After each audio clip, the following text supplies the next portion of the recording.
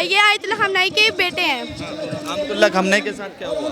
उनको शहीद किया गया है। शहीद किया गया। जी, हम अपने पास से जितना हो सके हम उनको मेडिकल प्रोवाइड करें, दवाइयाँ दें। तो मैंने अपनी बालियाँ दी हैं।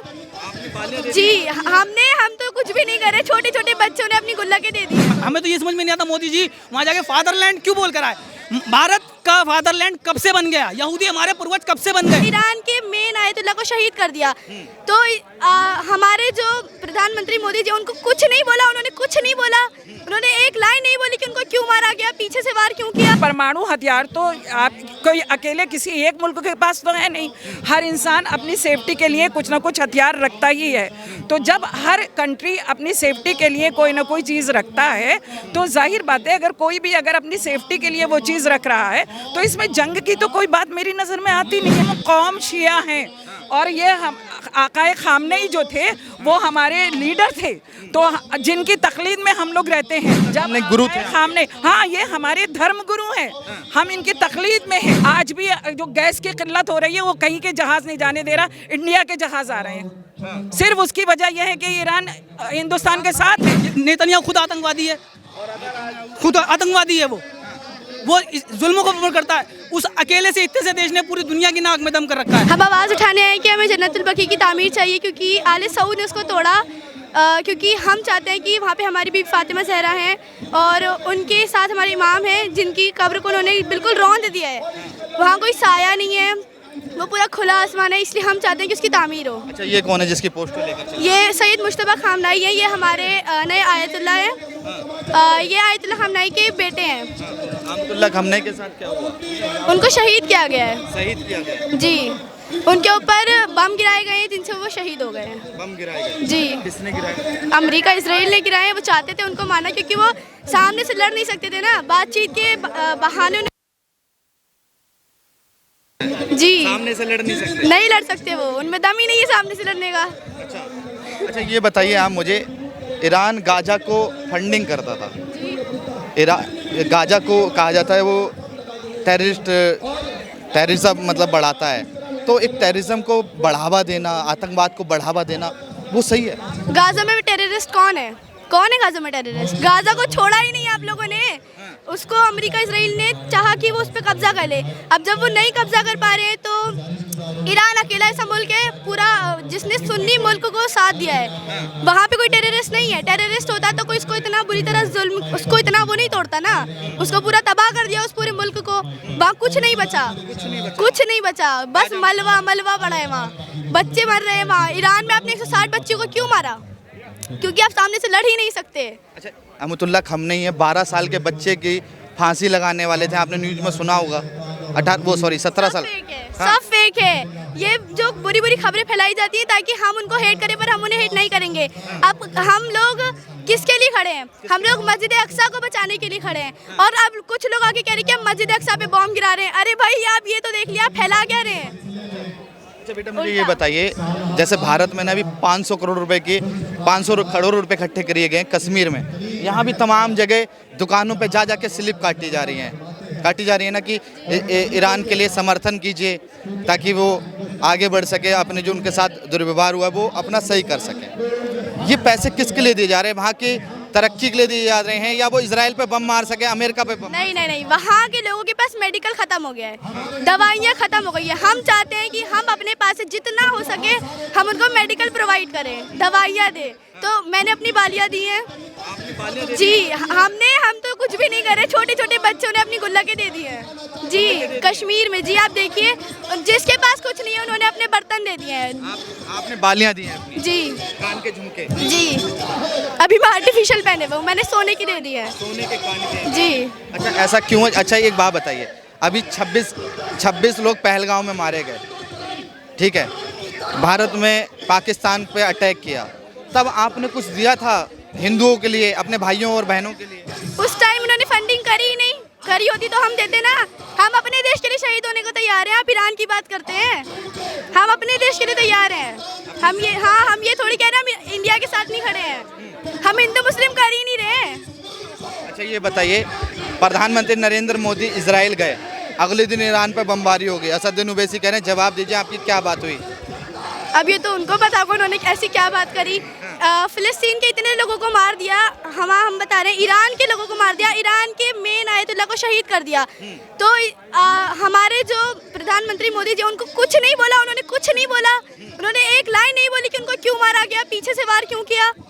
मतलब आप छुप के वार कर रहे हैं, आपको इतना तो होना चाहिए ना कि आप सामने से वार करिए दम है तो। प्रधानमंत्री मोदी को क्या बोलना चाहिए?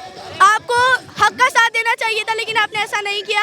हम सब लोग बहुत डिसअपॉइंटेड है इस चीज़ से, सच में बहुत डिसअपॉइंटेड है। प्रधानमंत्री नरेंद्र मोदी को किसके साथ खड़ा होना चाहिए? अमेरिका, इजराइल ईरान के साथ होना चाहिए, बिल्कुल होना चाहिए।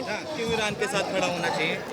क्योंकि ईरान हक पर है। हक पे है जी। अच्छा, अभी धारा 370 हटी थी कश्मीर से, तो वहाँ से बताया गया कि ईरान जो था वो कश्मीर के साथ खड़ा था, मगर जो इजराइल था वो भारत के साथ खड़ा था। कह रहा था वो वहाँ से ये धाराएं खत्म होनी चाहिए।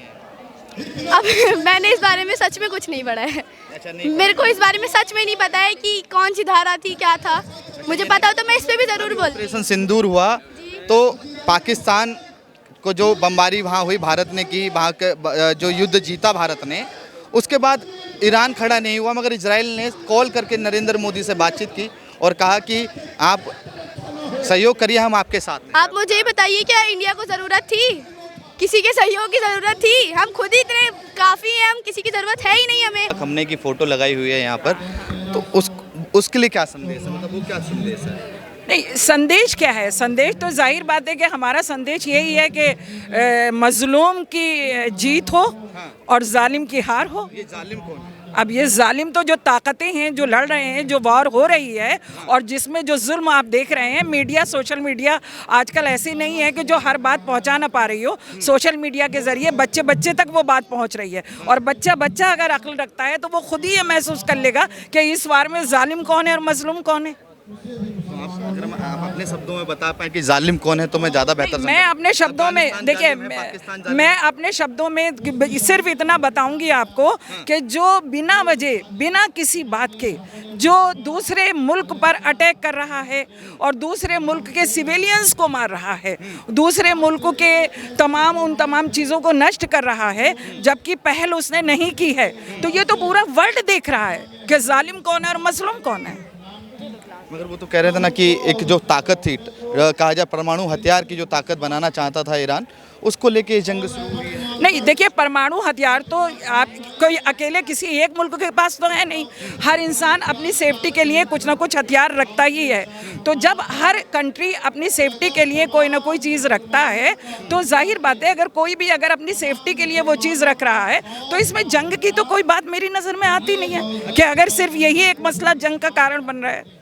अच्छा, ये मुझे एक सवाल का जवाब दीजिए, जब पहलगाम होता है या ये जो आपका 26/11 होता है या जो उरी हो जाता है या पुलवामा अटैक होता है, तो कहते हैं ना भारत के मुसलमान रोडों पे नहीं आते हैं, मगर अमतुल्लाह खमने की हत्या के बाद जंतर मंतर, लखनऊ, तमाम जगह प्रोटेस्ट देखने को मिला। देखिए, ये आपका करोड़ रुपए इकट्ठे कर रहे हैं।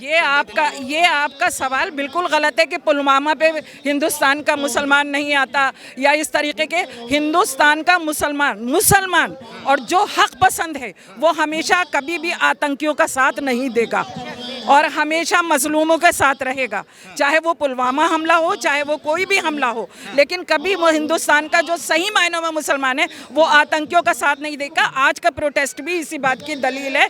आतंकियों को जो फंडिंग हो रही है उसको रोका जाए और हमारी मांगों को पूरा किया जाए। जो कश्मीर में 500 करोड़ रुपए ईरान के लिए इकट्ठे किए जा रहे हैं, उसको लेकर कभी भारत में कोई ऐसी आपदा आई हो और उसके लिए आप ये कैसी बातें कर रहे हैं कि भारत की आपदा के ऊपर हिंदुस्तान का मुसलमान ने काम नहीं किया है। जहाँ जहाँ आपदा आई है, सबसे पहले मुसलमानों ने आगे बढ़कर चंदा दिया है, चाहे वो कपड़ों की शक्ल में हो, चाहे वो पैसों की शक्ल में हो, चाहे वो किसी भी शक्ल में हो, लेकिन हर मुसलमान ने हम हिंदुस्तान में पैदा हुए, हिंदुस्तान हमारा मुल्क है, हम हिंदुस्तान के साथ हैं, इसके कवानीन हमारे हैं, इसका कॉन्स्टिट्यूशन हमारा है।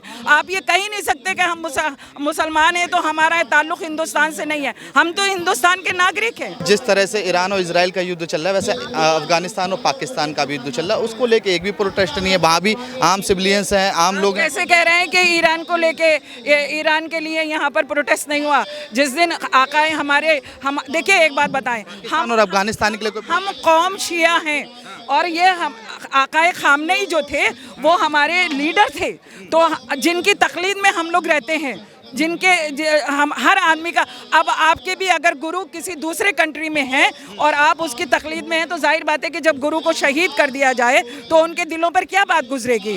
जब गुरु सामने, हाँ, ये हमारे धर्म गुरु हैं, हम इनकी तकलीद में हैं, और जब इनको शहीद कर दिया गया तो हम उसके प्रोटेस्ट के लिए इसी जंतर मंतर पे आए थे।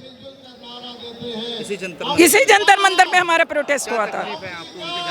हमें बहुत ज़्यादा तकलीफ है। अगर किसी के गुरु को मार दिया जाए, मैं आपसे पूछूंगी, अगर आपके गुरु को मार दिया जाए, खुदा ना करे, आपके दिल को कैसा लगेगा?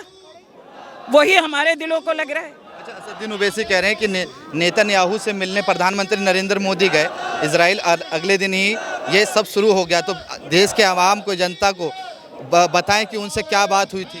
आप उसको लेकर देखिए, ये अगर हमारे prime minister Narendra Modi ji Israel गए थे, वो जाहिर बात है कि राजनेताओं का दौरा दूसरे कंट्रीज़ में होता ही रहता है। अब अगर आप मुझसे पूछ रहे हैं कि उनके बीच में क्या बात हुई, मैं आम नागरिक होके मैं क्या बताऊंगी कि इजराइल के और उनके बीच में क्या बात हुई है। आप ये वाला सवाल असदुद्दीन ओवैसी से जाके करिए, मुझसे मेरा सवाल करिए। ये बताइए आप मुझे, जिस तरह से सोनिया गांधी ने एक स्टैंड लिया कि ईरान के साथ हमें खड़ा होना चाहिए, आपको क्या लगता है कि नरेंद्र मोदी को किसके साथ खड़ा होना चाहिए? नरेंद्र मोदी जी ईरान के साथ खड़े हैं, और उनके खड़े होने की दलील ये है, आज भी जो गैस की किल्लत हो रही है, वो कहीं के जहाज नहीं जाने दे रहा, इंडिया के जहाज आ रहे हैं। सिर्फ उसकी वजह यह है कि ईरान हिंदुस्तान के साथ है, इंडिया के साथ है। अगर वो साथ ना होता तो हिंदुस्तान के जहाज जिस तरीके से उसके स्टेट के जरिए आ रहे हैं, जहां सब जहाज़ों को पाबंदी है, वो नहीं आते। ये नरेंद्र मोदी जी का ईरान के साथ खड़े होने का बहुत बड़ा सबूत है। क्यों प्रोटेस्ट करने आए? बेसिकली जो हमारे रहबर पे उन्होंने जो धोखे से उन्होंने उनका कत्ल कराया, उसके अगेंस्ट हम लोग प्रोटेस्ट करने आए हैं। और ये जन्नतुल बकी जो रसूल खुदा सल्लल्लाहु अलैहि वसल्लम की जो बेटी थी, उनका रोज़ा जो डिस्ट्रॉय किया गया है सऊदी अरब के अंदर, उसके प्रोटेस्ट में हम लोग यहाँ पर आए हैं। अच्छा, माफ़ी चाहूँगा, मगर इन्हें तो ताना शाह बताया जाता था, ये मेरे शब्द नहीं है, मगर इनको ताना शाह बताया जाता। जब इनकी हत्या हुई तो ईरान से काफ़ी वीडियो आई महिलाओं की कि अब हमको कहा जाए आज़ादी मिल गई है। तो ये एक मिनट, आपने स्टडी करी? आप पहले स्टडी करिए। वर्ल्ड में अकेला ईरान ऐसा मुल्क है जहाँ पे मेंस के लिए रिजर्वेशन है, लेडीज़ के लिए नहीं। वहाँ पे एजुकेटेड लड़कियों इतना है, कोई भी डिपार्टमेंट जाइए आप, उसमें वहाँ पे लड़कियाँ मिल जाएंगी। किसी भी डिपार्टमेंट में आप जाइए, वहाँ लड़कियाँ मिलेंगी। एयरपोर्ट पे उतरेंगे, आपको एयरपोर्ट पे उतरने के बाद आपको लड़कियाँ हर डिपार्टमेंट में मिलेंगी। हर लड़की पढ़ी लिखी है। 70% graduate, more than 70% post graduate. आप इंडिया में देखिएगा कि यहाँ पे जो है लड़कियाँ मोस्टली आर्ट साइड लेती हैं। आप वहाँ जाइए, वहाँ साइंस साइड लेती हैं। क्या नाम है आपका? अख्तर जावेद। अख्तर जावेद जी। आपको बहुत पता है इंडिया में लड़कियाँ 70% आर्ट साइड लेती हैं। देख लो, आप उठा के डाटा देख लिए। हाँ। आप उठा के, आपकी बेटी है? जी है मेरी। आर्ट साइड ली है, साइंस साइड ली है? MSc स्टैटिस्टिक्स में हूँ। हाँ। मेरी बेटी भी MSc तक है। दूसरे की बेटी पे आप मत कहिए कि उसने आर्ट साइड ली हो। ये आर्ट साइड लेती हैं यहाँ पे। ये सिर्फ एक इंसानियत की लड़ाई है जो आज ईरान पे जुल्म हो रहा है, जो इजराइल ने 160 बच्चों को शहीद किया गया है, स्कूल के बच्चों को, ये उसके खिलाफ प्रोटेस्ट है। हमारे रहबर को शहीद किया गया है, एक जुल्म के खिलाफ जो है, सिर्फ ये उसकी लड़ाई है। ना ये हिंदू की लड़ाई है, ना मुसलमान की लड़ाई है, ये इंसानियत की लड़ाई है। और इंसानियत के लिए हिंदुस्तान पहले भी खड़ा था, हिंदुस्तान के लोग पहले भी खड़े थे और आज भी खड़े हैं, और इंशाल्लाह आगे तक भी खड़े रहेंगे। अफगानिस्तान पाकिस्तान में बमबारी कर रहा है, पाकिस्तान अफगानिस्तान में कर रहा है, वहाँ भी जो आम पब्लिक है, जो वहाँ बच्चे हैं, वो खत्म हो रहे हैं। उसके लिए क्यों नहीं खड़े हैं? उसके लिए भी खड़े उनके लिए भी खड़े हैं। हम उनकी कड़े शब्दों में निंदा करते हैं। हम पाकिस्तान की हमने ऑपरेशन सिंदूर में भी उसे धूल चटाई थी, और इंशाल्लाह मुझे आगे भी धूल चटाएंगे। हम कहीं से कहीं तक भी हिंदुस्तान का मुसलमान किसी भी तरीके से पाकिस्तान का सपोर्ट ना पहले कभी किया है, ना करेगा, ना करता था, ना कराया, ना कभी करेंगे। ये कहा जाए जो गाजा था, उसको कहा जाए ईरान और रूस फंडिंग करता था, ऐसे आरोप लगाए जाते थे। वहाँ पे आतंकवादी संगठन भी थे, जैसे यूटी हो गया, ये भी हो गया, ऐसे तमाम आरोप लगाए जाते हैं। तो आप इनको कैसे बता सकते हैं रहबर? मैं बेसिकली एक चीज़ आपसे पूछना चाहता हूँ कि इसका सोर्स क्या है। आपने बोल दिया कि भैया ये बंदा गलत है, मैं कैसे मान लूँ गलत है? आपके पास कोई प्रूफ तो होगा, या आपकी ज़बान पे मान लूँ मैं? इतने शरीफ तो है नहीं ना, डोनाल्ड ट्रम्प इतने शरीफ है, ना नेतन्याहू इतने शरीफ। अगर कोई बंदा आतंकवादी है तो आप उस पर्टिकुलर बंदे को टारगेट करो ना। आपने बच्चों को मार मार के उनको ख़त्म कर दिया, बिल्कुल ही पूरा गाजा ख़त्म कर दिया। आप इस चीज़ को जस्टिफाई, आप इसको कैसे जस्टिफाई करेंगे? 30 किलो का बच्चा 6 किलो का होके मर रहा है, वो कौन सा आतंकवादी है? 1.5 साल के बच्चों को, मासूम बच्चों को मिसाइल से मारा जा रहा है, वो कौन सा आतंकवादी है? ये किस बेस पे उस पर आतंकवादी का आरोप लगा रहे हैं? ये नेतन्याहू खुद आतंकवादी है, खुद आतंकवादी है। वो इस जुल्मों को प्रमोट करता है। उस अकेले से, इतने से देश ने पूरी दुनिया की नाक में दम कर रखा है। वैसे कह रहे हैं मोदी जी गए, उसके अगले दिन बमबारी होगी। हाँ बिल्कुल हुई, बिल्कुल। मोदी जी वहाँ क्यों गए? हमें तो ये समझ में नहीं आता मोदी जी वहाँ जाके फादरलैंड क्यों बोल कर आए? भारत का फादरलैंड कब से बन गया? यहूदी हमारे पूर्वज कब से बन गए? भारत हमेशा खुद में इतना सक्षम रहा है, पहले से लेकर आज तक। हम अपने आप को विश्व गुरु का डंका एक तरफ को बोलते हैं और दूसरी तरफ हम जाके नेतन्याहू को अपना फादरलैंड बता रहे हैं। उसकी औकात क्या जो हिंदुस्तान का फादरलैंड बने? हिंदुस्तान दुनिया का फादरलैंड है और था और है और रहेगा।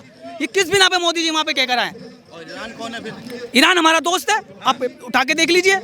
पहले से हमेशा से हमारा साथ आया। जब भी इंडिया पाकिस्तान की कश्मीर की बात आई, ईरान ने हमेशा हिंदुस्तान का साथ दिया है। कि ईरान ने हमेशा हिंदुस्तान दिया है कि कश्मीर जो है हिंदुस्तान का हिस्सा है। ऑपरेशन सिंदूर हुआ तो ईरान के जो ड्रोन थे पाकिस्तान में जो भेजे गए थे, पाकिस्तान जब वॉर हुआ था तो ईरान का ड्रोन दिखाई दिया भारत के अंदर।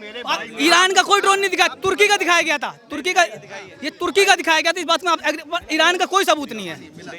ईरान का कोई सबूत नहीं है, आप हमें दिखाएं। तुर्की का हम मान सकते हैं, तुर्की का था, क्योंकि हमें इस बात का हमें दुख भी जताया कि कल तक हमने तुर्की को अपना दोस्त माना था। उसकी आपात स्थिति में हमने उसका साथ दिया तुर्की का। और तुर्की जो है आज हमारे दुश्मन के साथ मिलकर हमें नुकसान पहुंचाना चाह रहा है। हम तुर्की का हमने इस बात का कंडेम भी किया। ईरान का कहीं से कहीं तक कोई सबूत नहीं मिलता। मगर ईरान कहा जाए कि सऊदी पे, कतर पे, उस पे भी बमबारी कर रहा है। ईरान ने पहले ही चेताया था कि पहले हम हमला नहीं करेंगे, अगर हम पे हमला हुआ तो हम छोड़ेंगे नहीं। तो क्या जरूरत पड़ी थी? हाँ। हमला हुआ तो हम छोड़ेंगे नहीं। अब जब उनकी ज़मीन से आपका घर से खड़े होकर कोई मुझे पत्थर मार रहा, तो मैं आपके घर पे तो मारूंगा पत्थर। अगर वो मुझे वहाँ दिखेगा तो कहाँ मारूंगा बताओ? ऐसा तो नहीं कि मैं ऐसे पानी में फेंक दूंगा, हवा में फेंक दूंगा पत्थर। आपके घर से खड़े होकर मुझे मार रहा है तो मैं आपके घर पे तो मारूंगा। फिर आप अपने स्पेस दे रहे हो कि हाँ अपने लोगों को इकट्ठा करो कि आप यहाँ से खड़े होकर मारो इन लोगों को। प्रोटेस्ट तो होगा क्या?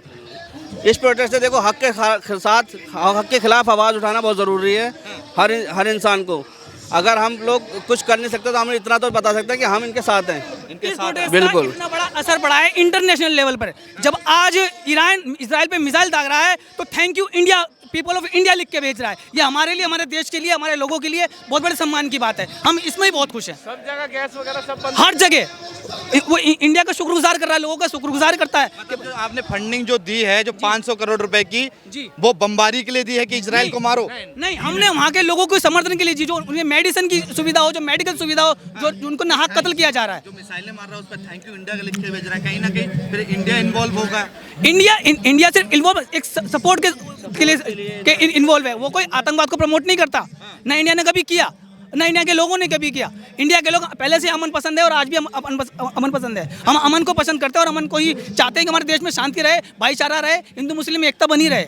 हमने कभी भी आतंकवाद को सपोर्ट नहीं किया, ना हम आगे कभी करेंगे। अच्छा, ये बताइए आप मुझे, पहलगाम जो अटैक हुआ जिसमें कलमा पढ़वा कर गोलियां मारी गई, उसको लेकर आपने प्रोटेस्ट किया था? हाँ जी बिल्कुल प्रोटेस्ट किया था। हमने किया था, हमने इंस्टाग्राम पे पोस्ट भी की थी और हमने भारत सरकार से ये सवाल भी पूछा था कि पहलगाम इतना सेंसिटिव एरिया है, पाकिस्तान से 4 लोग कैसे आ गए, कैसे हमारे लोगों को मार के चले गए और कैसे और आज उनकी कोई पकड़ नहीं हुई। सेंसिटिव इतना एरिया है कि वहाँ के लोगों के अगर घर में कुछ बन रहा है तो भी इंडियन आर्मी को पता रहता है कि इनके घर में क्या बन रहा है। वो लोग कैसे आ गए, कैसे मार के चले गए, ये बड़ी ताज्जुब की बात है।